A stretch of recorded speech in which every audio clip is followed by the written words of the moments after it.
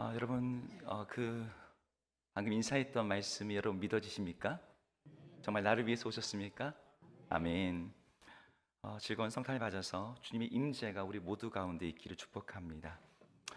오늘 성탄절 당일인 오늘 우리가 읽은 누가복음의 말씀은 천사가 한 여인에게 메시아가 태어날 것을 알려주고 있는 본문입니다.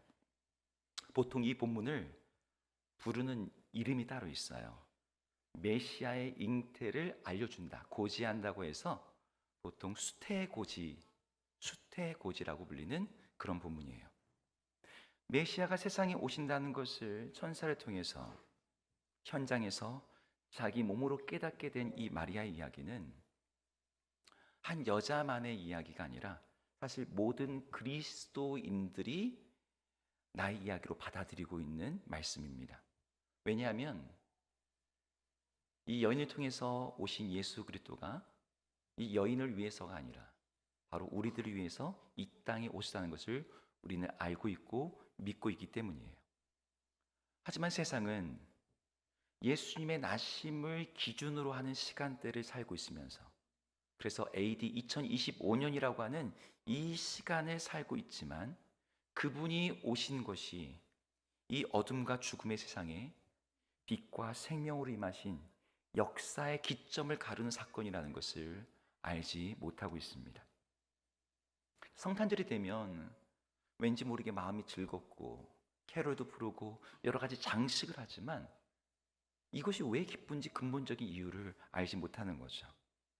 우리가 메리 크리스마스라고 인사할 때 그분의 오심과 나심과 또 그분이 우리를 구원하시는 분이시라는 것으로 인해서 우리가 예배하며 즐거워하지만, 세상은 이제 해피 할리데이라고 인사를 바꾸면서 그냥 연휴로서만 즐거워할 뿐입니다.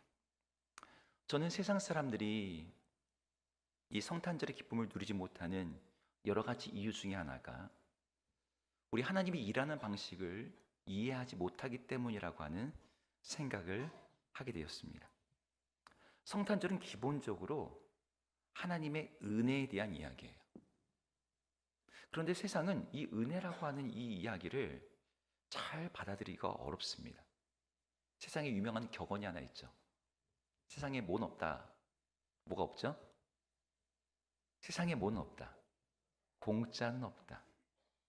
근데 은혜를 사람들은 그런 거라 생각해요.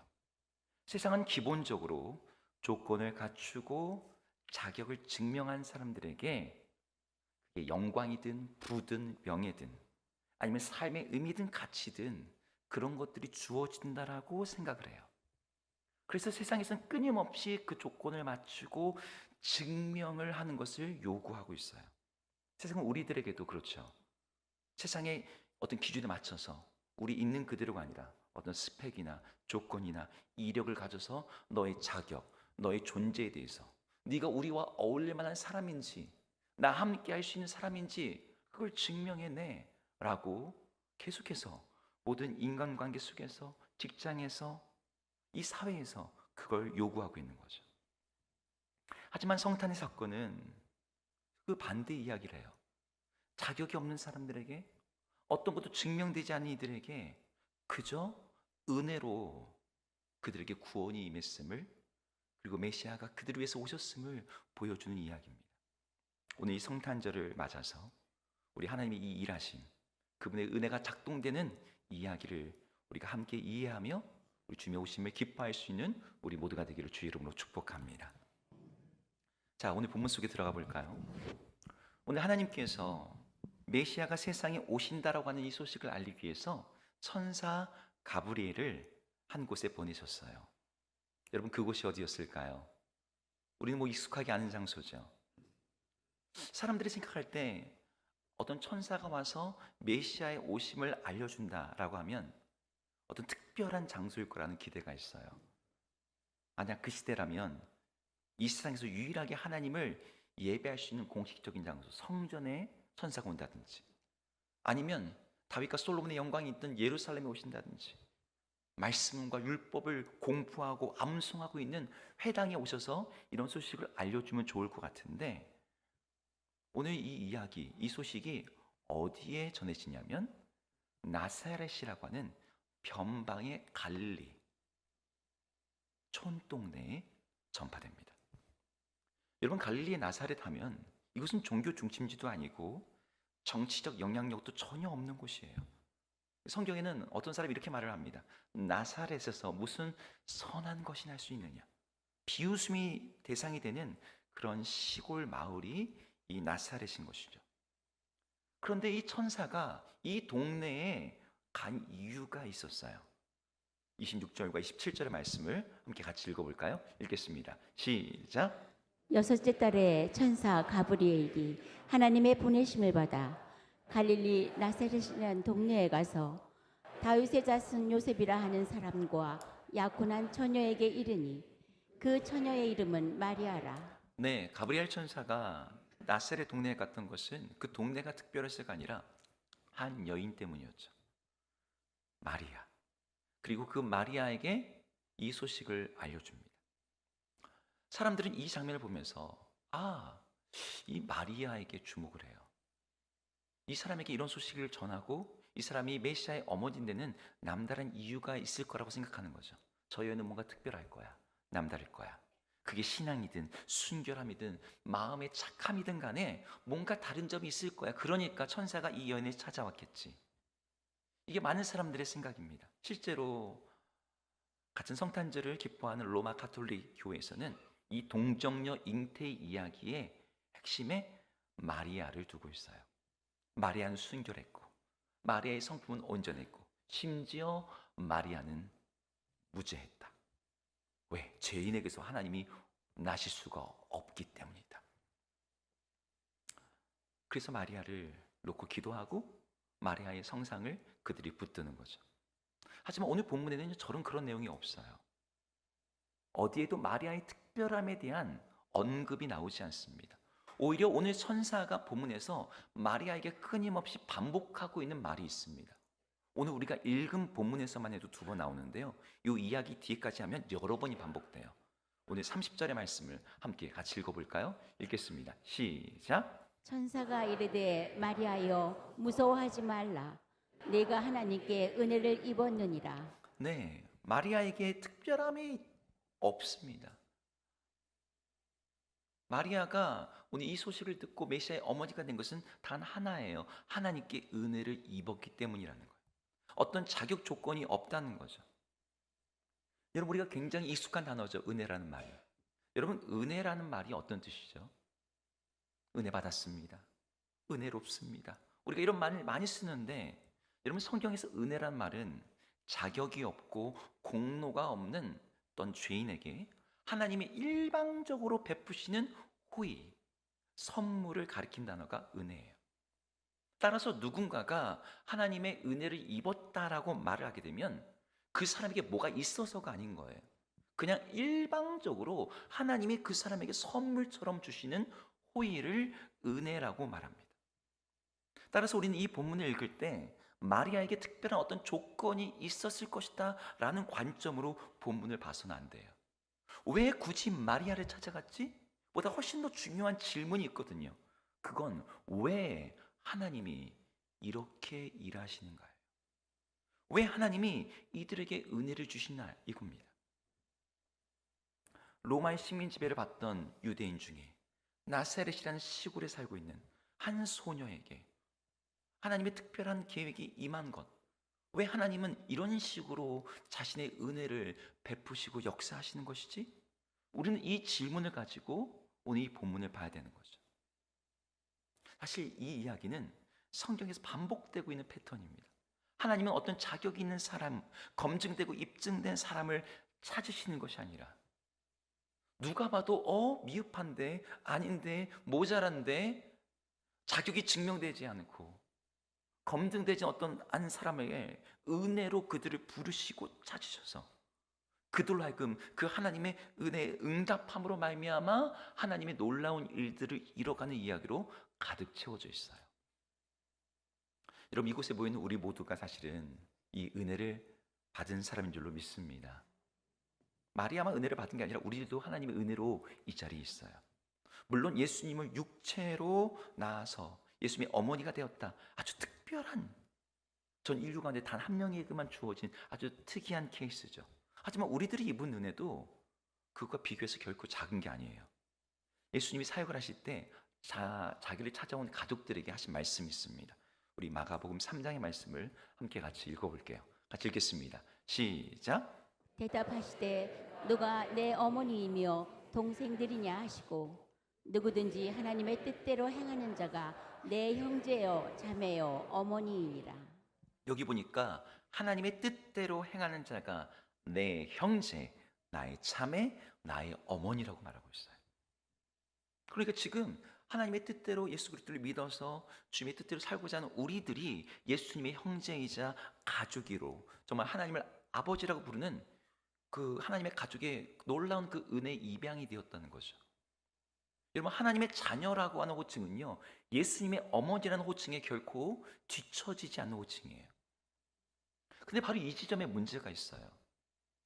마리아가 오늘 이 소식을 들었을 때 그 말을 곧이곧대로 받아들이기가 어려웠던 것처럼 우리들도 그렇다는 거예요.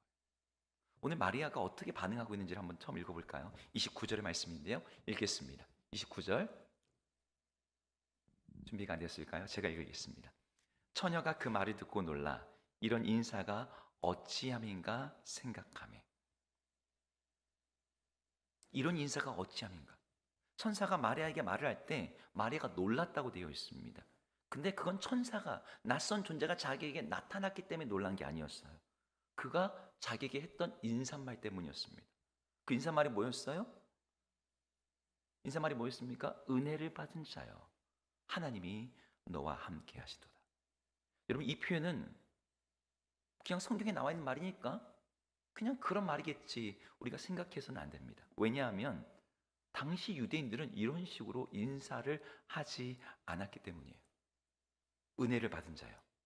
이 표현을 쓰지 않았습니다. 뒤에 주께서 너와 함께 하신도다.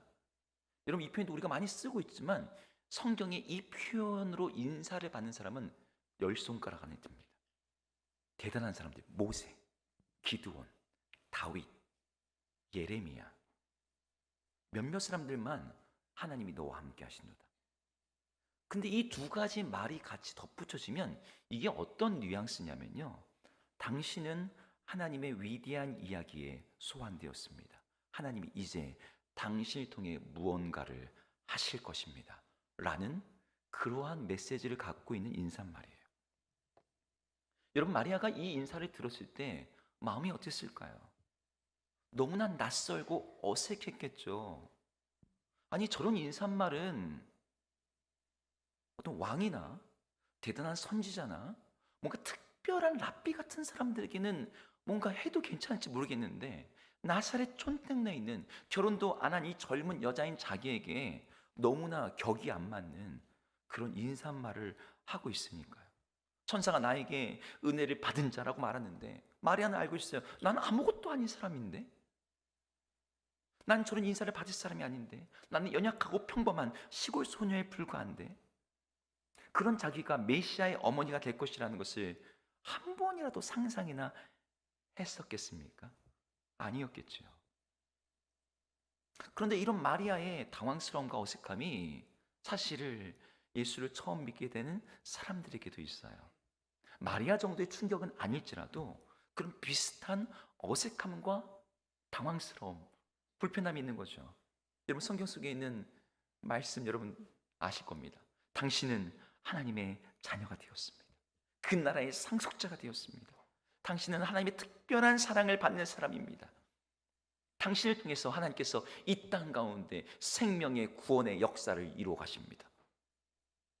여러분, 이런 말을 여러분들 들을 때 정말 마음속으로 온전하게 그렇지, 온전히 받아들여지고 수용되고, 나를 통해서 하나님이 그런 일을 하고 계시지, 내가 그런 하나님의 특별한 사람이지. 여러분, 이게 믿어지십니까? 우리가 처음에 이런 말을 듣게 되면 저거 누구 얘기야? 내 얘기는 아니라고 생각이 들어요. 우리 자신을 누구보다도 잘 알고 있어요. 우리가 하나님의 선물을, 하나님의 소위를 받을 만한 자격이 없다는 것을. 그래서 그 하나님의 은혜 앞에서 우리는 언제나 나의 자기 이해를 넘어서는 그런 지점을 발견하면서 당황하게 되는 거죠. 제가 오늘 서론에서도 말씀드렸지만 여러분, 우리들은 이런 은혜의 말보다요 조건의 언어에 훨씬 더 익숙해요. 너 착하게 행동해, 그럼 엄마가 맛있는 거 사줄게.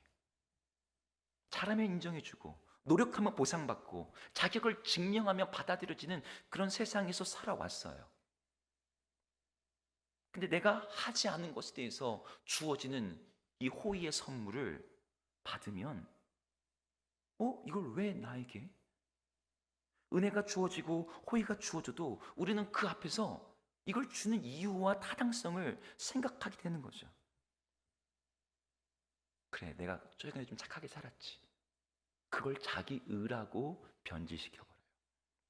하지만 성경은 은혜는 말 그대로 자격 없이 이유 없이 주어지는 선물이라고 말해요. 우리에게 어떤 조건, 자격을 묻지 않습니다. 네가 얼마나 준비됐는지, 네가 얼마나 깨끗한지, 네가 얼마나 열심히 해왔는지 같은 걸 말하지 않는 거죠. 대신 은혜는 뭘 얘기하냐? 내가 너를 택했다. 내가 너를 주권적으로 사용할 것이다. 여러분, 이 지점이 사람들이 참 힘들어하는 부분입니다. 여러분, 사람들이 특히 신앙생활하는 우리들이 여러분 뭐 때문에 힘들다고 생각하세요? 우리 힘들게 하는 게 죄의 문제라고 생각합니다. 죄 때문에 흔들린다고 생각해요. 중독의 죄, 끊임없이 내 마음을 흔들게 하는 거, 실패하고 넘어지게 하고 연약하게 하는 거, 그것 때문에 마음이 무너질 때 우리는 죄가 문제라고 생각합니다. 근데 여러분, 성경을 잘 읽어보시면 사람의 존재를 정말 들었다 놨다 하는 이 깊이 뒤흔드는 것은 죄가 아니라 하나님의 놀라운 은혜라는 걸 이야기해줘요. 여러분, 죄는 우리에게 이미 익숙한 거예요. 우리가 스스로 부족하다는 것에 고개를 모두가 끄덕입니다. 그래, 난 안 되지. 난 그럴 자격이 없지. 그래, 난 역시 이 정도야. 여러분, 이런 말을 들으면 어때요? 마음이 굉장히 편안하죠. 많이 듣던 말, 내가 스스로에게 했던 말. 우리 죄가 드러날 때 그게 아프기도 하지만 동시에 우리 안에 안도감을 줘요. 기대하지 않아도 되고, 실망하지 않아도 되고, 도전하지 않아도 되고. 근데 은혜는 우리를 완전히 뒤집어 놓는단 말이죠. 너는 안 된다고 생각하는 그러한 나의 굳어버린 자리에다가, 아니, 내가 너를 택했다. 내가 너를 사용할 것이다. 내가 너를 통해서 일하겠다라고 할 때, 여러분, 이런 말씀은 우리에게 용기와 위로를 주기 전에 우리를 흔들어 놓습니다. 여러분, 죄인이 은혜를 받으면 당황하게 돼요. 여러분, 우리한테 안 좋은 일이 일어나면, 그렇지, 내가 이런 일을 할 줄 알았어. 내가 최근에 기도를 좀 안 했거든. 그게 막 납득이 되는데, 하나님이 나에게 갑자기 어떤 좋은 걸 주시면 선물 받을 준비는 안 돼 있어요. 책임을 묻는 말은 익숙하지만 무조건적인 하나님의 신뢰는 너무나 거북스러워요. 성공하는 사람들보다 망하는 사람이 훨씬 더 많이 이 세상에서 하나님의 은혜가 나의 이야기라고 받아들이기가 쉽지 않은 거죠. 그런데 성경은 바로 이 지점에서 하나님의 은혜라고 하는 이 세상에는 희박한 이 놀라운 사건 앞에 우리에게 뭘 요구하느냐? 바로 믿음을 요구합니다. 믿기 힘들지만 하나님이 우리에게 은혜를 베푸셨다. 나에게는 아무런 자격이 없고 내게는 사랑받을 이유가 없고 내게 뭔가 특별한 게 없지만 하나님이 너를 사랑하셔서 하나님의 백성으로 삼으시고 너에게 그 영원한 생명과 그 나라 주기를 기뻐하신다. 그 일을 위해서 하나님이 자기 아들 예수 그리스도를 이 땅에 보내셨고 십자가를 지게 하셨고 부활하게 하셨고 그분 통해서 성령을 우리에게 부어주신다. 여러분, 이 사실, 이 하나님의 은혜가 믿어지십니까? 여러분, 우리 모두가 이 믿음으로 살기를 축복합니다. 이걸 정말 믿기가, 그리고 이 믿음을 가지고 살아가기가 정말 쉽지 않습니다. 하지만 성경은 이 믿음을 가진 사람들, 그 하나님의 은혜를 수용하는 사람들, 그 은혜를 믿고 받아들이는 사람들에게 참으로 하나님의 그 놀라운 구원의 역사가 나타난다고 말을 해요. 그들이 하나님의 역사, 하나님의 영광을 본다고 말해요. 오늘 본문에서 마리아가 보여주는 탁월한 점이 있다면 바로 이 은혜에 대한 반응 하나였어요. 오늘 마리아가 뭐라고 대답하는지 함께 읽어보겠습니다. 1장 38절 같이 읽어보겠습니다. 시작. 마리아가 이르되 주의 여종이 오니 말씀대로 내게 이루어지이다. 아멘. 아멘. 여러분, 천사가 자기에게 전해준 이야기. 네가 메시아의 어머니가 될 거야. 여러분, 너무나 갑작스럽고 허무맹랑한 이야기 아닙니까? 근데 그 놀라운 은혜의 소식을 온전히 받겠다라고 말하는 거예요. 여러분, 이건 쉽고 간단한 대답이 아닙니다. 이 은혜를 받아들이겠다라고 하는 순간부터 이 여인에게 일어날 현실적인 문제들이 아주 쌓여 있어요. 여러분, 설명할 수 없는 임신, 사람들의 오해와 수군거림, 약혼자 요셉에게 해야 될 설명, 율법 아래서 감당해야 될 여러 가지 위험들, 무엇보다도 이 하나님의 은혜를 받아들이는 것은 자기의 인생을 더 이상 자기 계획대로 흘러가지 않도록 주님께 맡기겠다는 뜻이거든요. 여기서 마리아가 이 모든 것을 다 알아서 대답한 건 아닐지라도 천사가 전한 소식 앞에서 이렇게 대답한다는 것이 어느 정도의 무게를 가진 일인지는 그녀가 알았을 거예요. 그럼에도 불구하고 마리아는 이렇게 대답했던 거죠. 주의 여종이 오니 말씀대로 이루어지이다. 내 인생의 주도권이 주님께 있습니다. 그러니 이해되지 않아도, 설명되지 않아도 순종하겠습니다. 이것이 은혜를 은혜로 받은 사람들의 언어인 거예요. 은혜를 받은 사람은 자기의 인생을 하나님께 열어드리고 하나님이 일하시도록 맡겨드리는 것이죠. 여러분, 이 시간 우리들도 하나님의 은혜로 말미암아 예수 그리스도를 주라 믿고 영접하게 된 사람으로서 오늘 이 마리아가 했던 응답이 우리에게도 필요합니다. 하나님은 지금도 하나님의 은혜를 베푸시는 일에 있어서 주저함이 없으세요. 그 은혜가 낭비될까 봐 그분이 미적거리지 않으십니다. 다만 우리 주님은 그 은혜가 머물 자리를 찾고 계세요. 그 은혜가 머물 자리는 완벽한 조건을 갖춘 사람이 아니에요. 은혜를 은혜로 받아들이는 사람, 말씀대로 이루어지다라고 말할 수 있는 사람인 거죠. 여러분, 하나님의 은혜는 우리의 인생을 편하게 만들어주지 않습니다. 우리를 안전하게 해주지도 않아요. 여러분, 마리아의 인생이 그날 이후로 어떻게 되었을까요? 편하고 쉽고 행복해졌을까요? 그랬으면 좋겠지만 아닙니다. 메시아의 어머니가 된다는 것은 엄청난 무게와 압박이 되었을 거예요. 마리아는 이 여인을 마구간에서 태어나게 해야 됐습니다. 아이가 태어나자마자 얼마 되지도 않아서 애굽으로 도망을 가야 됐어요. 예루살렘에서 마리아를 만났던 시므온이 이렇게 얘기합니다. 칼이 당신의 마음을 찌를 것입니다. 예수님을 키우는 내내 마리아에게는 깊은 고통이 있을 것이라고 예고했던 거죠. 하지만 마리아는 그 하나님의 은혜를 받아들이기 결심해요. 그 은혜를 믿기로 한 자들의 삶이 영원한 의미로 연결되며 그들의 일상이 하나님의 역사의 현장이 되고 하나님이 함께 하신 인생이 된다는 것을 마리아는 자신의 삶을 통해서 경험하게 되고 체험하게 됩니다. 저는 우리에게 주신 그 하나님의 은혜를 오늘 마리아처럼 응답하기를 원합니다. 그게 내게 맞지 않은 옷처럼 느껴질 수가 있어요. 하나님이 나를 특별한 존재로 여기신다는 거. 그럼 이 우주가 얼마나 큰데, 이 세상에 이 지구에만 인구가 얼마나 많은데 그 중에 내가 하나님의 자녀라고 특별한 존재라고 말하고 하는 이게 너무나 확률적으로나 이거는 믿으면 안 될 것 같은 이야기인 거죠. 근데 우리가 그것을 믿음으로 받아들일 때 여러분, 그들에게는 함께 하신 하나님의 구원의 기쁨이 있어요. 말씀을 마무리합니다. 여러분, 성탄절은 하나님의 은혜가 이 세상에 들어온 날이에요. 자격이 없는 인간의 역사 속으로 하나님이 친히 걸어 들어오신 날입니다. 이 이야기 속에서 우리는 하나님이 자격이 있는 어떤 사람들이 아니라 믿음으로 그 은혜를 받아들이는 사람을 통해서 일하시는 분이라는 것을 발견하게 돼요. 나사렛 처녀 시골 소녀 마리아가 자기가 특별하다거나 남다르다라고 말하지 않았습니다. 그냥 이렇게 고백했죠. 주의 여종이 오니 말씀대로 내게 이루어지이다. 여러분, 이 고백을 통해서 하나님의 구원의 역사가 인간의 삶과 역사에서 실제가 되었어요. 여러분, 이 성탄절에 우리가 가운데 오신 예수 그리스도라고 하는 이 놀라운 은혜의 기쁨 소식 앞에서 우리 주님이 우리에게 동일하게 질문하세요.